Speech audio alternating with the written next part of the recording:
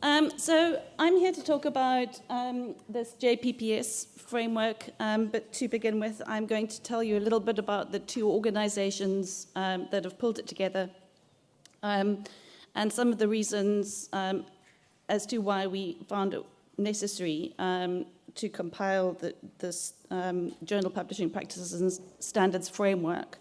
In ASP, I'm sure most of you are familiar with them and their work. They're a non-profit organization based in Oxford in the UK. They do work throughout the developing world and in many different aspects of the scholarly communications and research sharing ecosystem.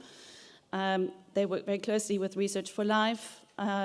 They have a fantastic program called Author Aid, which mentors and supports early career researchers in developing countries. They work with research-informed policy decision-making and library consortia and so on. One of their early programs was called the Journals Online project. And that was actually started, I've got 1998, might have been a year or two before that, in recognition of the fact that journals that are published from developing countries face resource constraints, financial, IT, digital divide, notably, and so on. So the Journals Online program was started to be kind of journal aggregator platforms to make otherwise inaccessible and near invisible research content from developing countries available online. African Journals Online, AJOL, the organization that I'm part of, was the first of these Journal Online projects that was started by an ASP in 98. It was relaunched, moved on to Open Journal System software. We were one of the very first adopters of the OJS free publishing software. And it was handed over to an independent non-profit organization with the same name, African Journals Online, based in Grahamstown, South Africa. Grahamstown is a really small university town. The university there is called Rhodes University, as in Cecil John. As you can imagine, a lot of debate about the name of that at the moment. It may change. We currently have 521 titles on the platform, all different disciplines. They're from 32 African countries. We have another 250 titles that have applied to join AJOL and are at various stages of the application process. We have over 1 million repeat users per annum. So for a small organization, we're doing a pretty good job at making the content of our partners visible.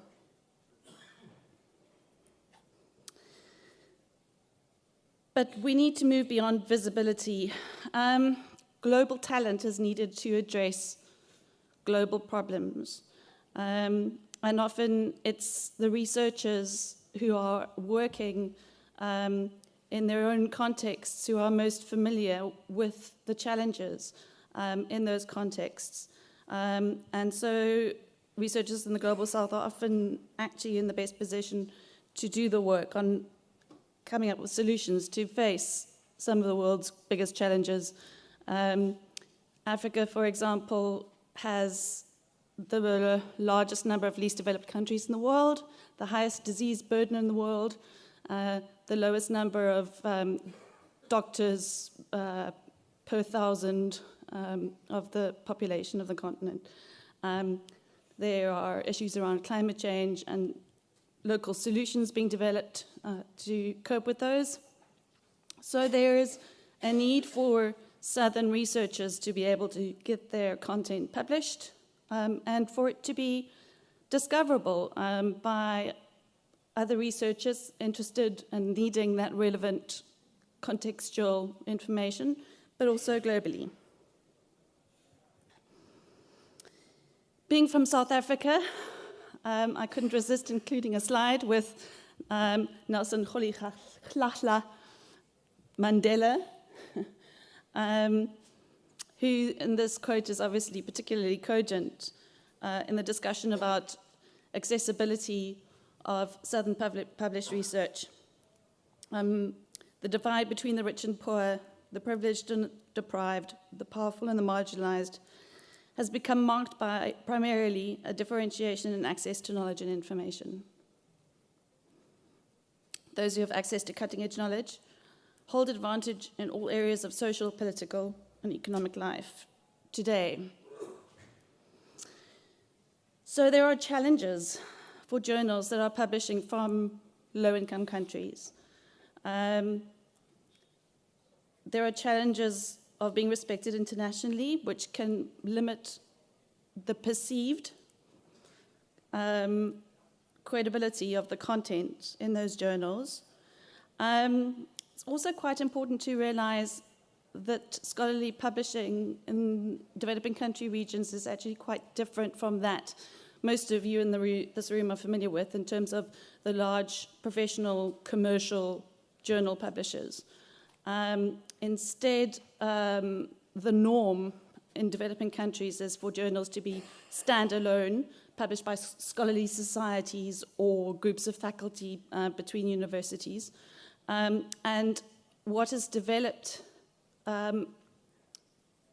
in terms of supporting these standalone journals are aggregator platforms such as the Journal Online program, but also CLO in Latin America, for example. And Abel Packer, who is the head of CLO in Latin America, talks about providing meta-publisher services as part of these platforms. So we absorb some of the costs, hosting online, for example, and we assist with those journals with attaining some of the more technical standards that are needed, such as digital object identifiers and so on. So different type of circumstances in the developing world. Online accessibility and visibility of content is one of the challenges, and I think that we are actually managing to do a relatively good job of that. But there are still other challenges and other issues, one of which is that Southern journals are historically and currently underrepresented in international indexes and rankings for various reasons. I'm just going to take a little segue here and mention that one of the recent trends that we've noticed in African Journals Online is that because Southern journals are desperate to try and attain a level of prestige and repute, they pay for hosting on some of the commercial big-name northern publishers. And they're not officially an Elsevier journal or a Walters Kluwer's journal or whatever, but they are hosted by and claim the prestige from association with that name. But being characterized by resource scarcity, often they are unable to keep up with the payments for those services. They become indebted, and then their hosting is cut off, which means that they can't add their most recent issue, they can't keep up with their publishing schedule, and they're stuck. So 2 medical journals, legitimate medical journals from the continent, have recently just sold their debt and the journals themselves to a highly problematic publisher based in India. And their editorial boards are in the process of being dissolved. So 2 legitimate African journals have the complete unintended and very unfortunate consequence of moving to become predatory and no longer African.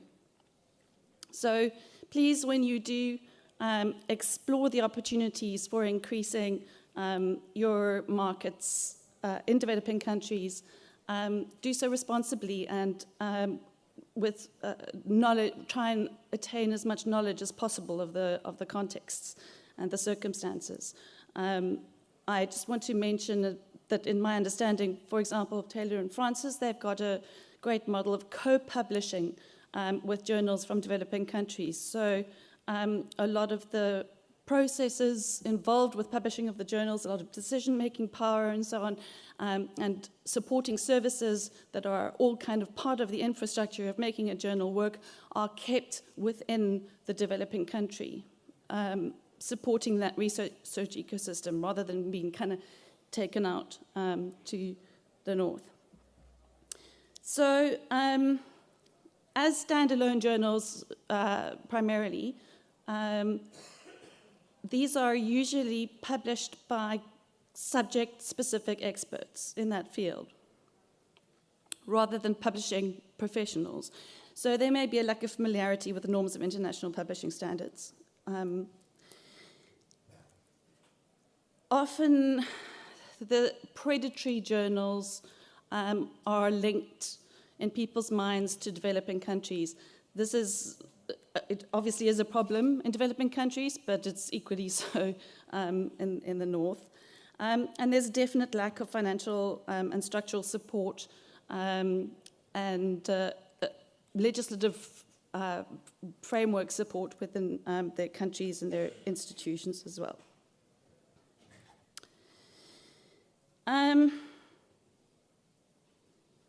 So if content that is done in and on the South is not available, not accessible, other researchers don't know about it, therefore can't build on it, and policymakers might lack the necessary relevant contextual evidence for them to make strong decisions for human impact. As was mentioned in the keynote this morning.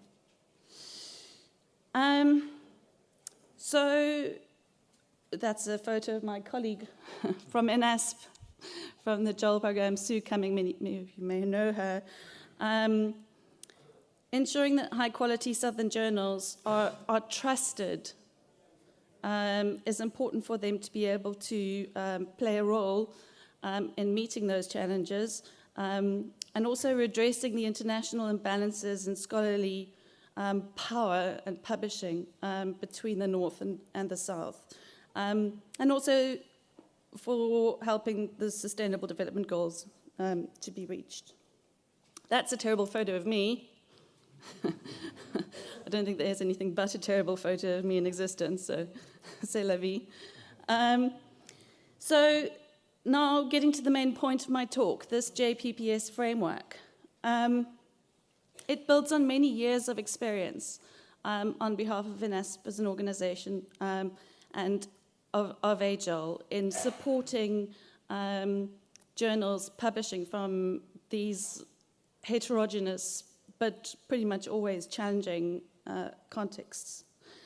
And given that the vast majority of these journals are not included in the northern indices and the standard quality measures, we needed a new means to objectively, fairly, and transparently verify and share the credibility of journals that are publishing from lower middle income countries. Sorry, I had to make a note over here to mention something. Oh, well, forgotten that one. So, oh, right. AJOL, within our 521 titles that we currently have on the site, there is a huge range in the types of those journals. There are some that are published by commercial, professional journal publishers, much like yourselves, and they have impact factors, and their publishing practices and processes are as robust as probably any of yours. There are some standalone journals that have managed to get impact factors as well, but they operate completely cashlessly on the basis of volunteerism with very small groups. So quite astonishing achievements in some cases. But there are also journals that are of a lower quality, they're struggling, they might not be familiar with the standards of best practices in journal publishing. And I struggled for a long time to try and figure out how AJOL as a platform could be exclusive in the sense of showcasing quality journals from Africa, but also inclusive of those journals that can improve by increased visibility because of increased submissions from authors, for example. So that was the thinking that resulted in this framework that we've put together, which is a far-reaching set of criteria for assessing Southern journals. We have developed a website, www.journalquality.info, which has a ton of information on it and far more than I'm able to cover during the time I have available now. It's been jointly developed and is jointly hosted by NASP and AJOL. So the intention of the JPPS is that it will reassure researchers and authors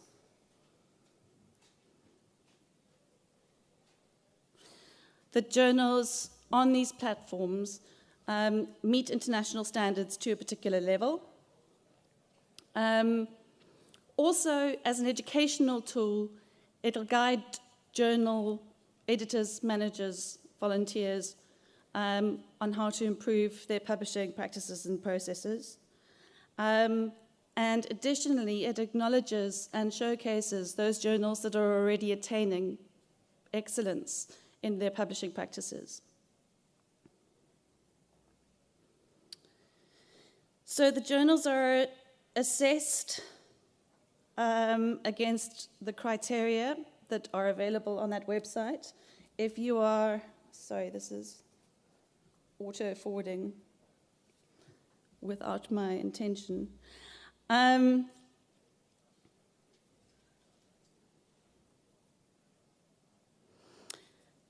they're assigned to one of 6 levels. The 3-star level is very difficult to attain. Does anybody know how to quickly stop it auto-forwarding? And is comparable to an impact factor journal that is published by one of the big journals, journal publishers in the world. They're 2 stars, 1 star. There are journals that are inactive for various reasons. They've succumbed to the challenges of their contexts and they are no longer publishing, possibly. They haven't added new content to the platform during the course of a year. Or it's a new journal. So it's been publishing for less than 2 years. It hasn't managed to establish a track record yet, but it does meet the basic inclusion criteria for a 1-star journal. And then we have the supportively phrased working towards a JPPS star rating. And those are the titles that do not conform with our basic inclusion criteria for various reasons.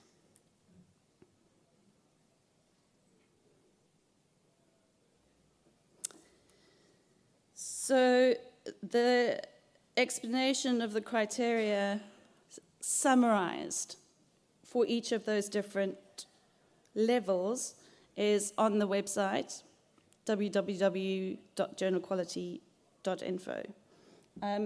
If anybody is particularly desperate for a hard copy, I have 5 available for you to take with you. We also have it available as a PDF. The assessment questionnaire that we use has actually got 108 different criteria. we aren't making that assessment questionnaire public as yet. And there are a number of really proactive behind-the-scenes checks that are done as part of the assessment process in terms of verification of peer review as explained by the journal and so on. The standards that we've included, the criteria that we use are not new. We compiled them by using those of, for example, the Thomson Reuters then, now Clarivate, inclusion criteria for their journals, those that they make public. The Scopus criteria, the Directory of Open Access Journals, Cielo in Latin America, and Litindex. We looked at the Committee on Publication Ethics, WAMI, the World Association of Medical Editors, and so on. And we drew all of those criteria together, and we fitted them into this framework in English that is easily understood by second language speakers. And we excluded criteria that we knew were problematic for publishing in developing country contexts.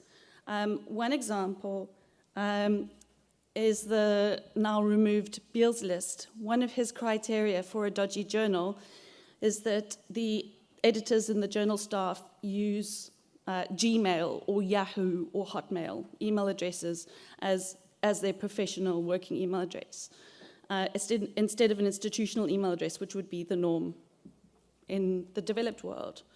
That's a ridiculous criterion, actually, because in Africa, for example, it is perfectly acceptable and the norm to use Gmail addresses professionally. For several reasons, this is developed, in part because some institutions don't have the necessary IT infrastructure and facilities to be able to reliably provide institutional email addresses. Access off campus can be difficult. And there is the advantage for researchers in keeping the same email address as a corresponding author. If they move from institution to institution, there are sound reasons for that to happen. So given our experience of the conditions that these journals are working in, we were sensitive to those sorts of issues. It's quite important to note that this framework assesses the publishing practices and standards of journals. It does not look at the content. We do not have subject-specific experts as part of the assessment going in and checking out the individual articles. We just don't have enough resources to be able to do that for all of the different disciplines represented on our platforms. So it is specific to the publishing practices. So how it works. During the course of this year, all of the journals on all of the Journal Online platforms around the world have been assessed and are being slotted into this framework by UK-based experts in developing country publishing. The process results in an individualized and very specific report for each journal that details the level that they've been assigned within this framework, and it explains what they need to do to reach the next level. So it's a kind of a graduated assistance learning tool to be able to allow the journals to gradually increase their quality. Then the level is going to be displayed on the journal website, on the Journal Online websites. This is not done yet on any of the sites. We haven't got there. We've just launched on the 20th of September this initiative, and we are not yet live on any of the sites. So if you are looking at the African Journal's online website for a badge for a particular journal, you won't find it until towards the end of this year or early next year. How it continues is that the onus is on the journals to reapply, to be reassessed. Once they've published their next issue or next couple of issues, and they have proof that they are now attaining the recommendations of the report, they can be reassessed and potentially assigned a higher rating in the JPPS framework. The official list of journals is going to be kept on the journalquality.info website, maintained solely at the moment by INASP and AJOL. That is so that random predatory journals from India don't just take your badge and whack it on their website. So we are keeping quite strict control over those that are listed. Part of the development of this framework included almost a peer review by African journals. We sent out one of the early drafts of this entire framework, and we asked them for their feedback and opinions. We've had an overwhelmingly positive response. People are a little bit afraid of the extra work that they need to undertake, but they are all of the journals that responded have been extremely supportive and looking forward to taking on as a challenge the opportunity to improve the status of their journal. So this particular journal has already received their assessment report.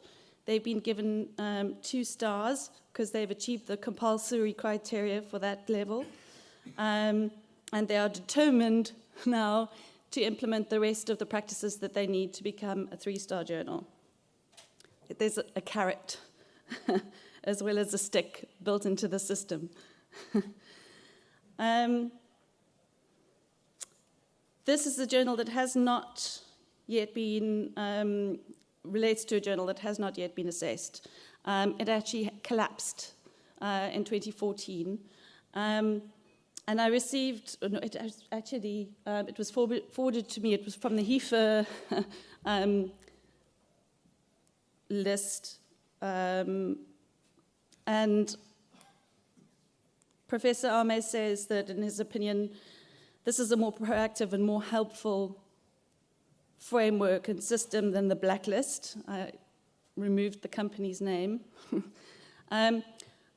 Presently involved in trying to resuscitate a journal that has gone down. Going through this JPPS framework, I can easily identify what we need to do to get back on track. Journals can use it to strengthen their publishing practices. Another quote from a Sri Lankan journal: "We have brought out a new facelift to the whole journal and wish to improve in it. We are targeting the 1-star of the standards. This year, we hope to go up to 2 standards by 2018 and for it to be indexed very soon." So just as a kind of a summative takeaway message, the point of this framework is to establish the reputability and credibility, robust processes and practices of journals in a way that is transparent and trusted, and also as an educational and guidance and supportive tool for journal editors in terms of improving their publishing practices in order to meet internationally accepted standards and norms. So, next steps. We are in Aspen AJOL as the 2 partners are currently seeking funding for implementing the framework further.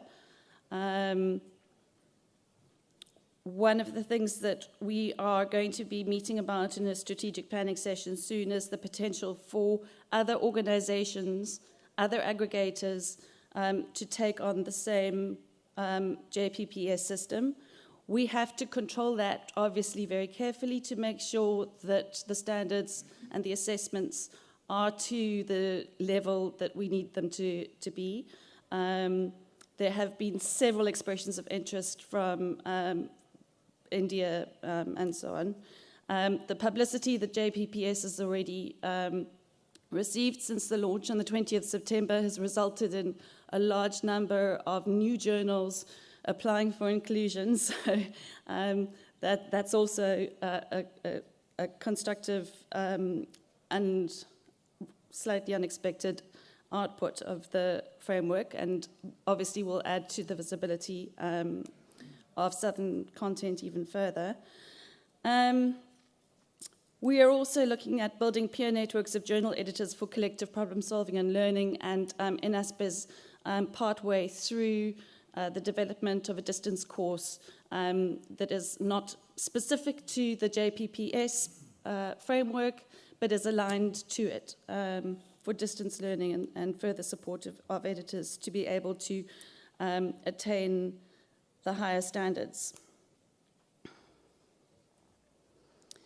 I'd like to thank Daryl Gunter and Joe Dinage and Richard Getty very much indeed for including this lecture as part of the STM conference. I think it's a great opportunity for us to share this work, and also the focus on developing country issues in the sector and scholarly publishing is very much appreciated.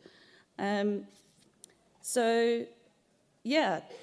Please do stay in touch. Any questions now, great, but otherwise there's an email address associated with the JPPS framework from the website. Various Twitter handles are included there. Facebook is definitely the biggest social media, most popular one in Africa, so have a look at our Facebook site. We've got 6,800 followers, INASP as well. Yeah, thanks for your time.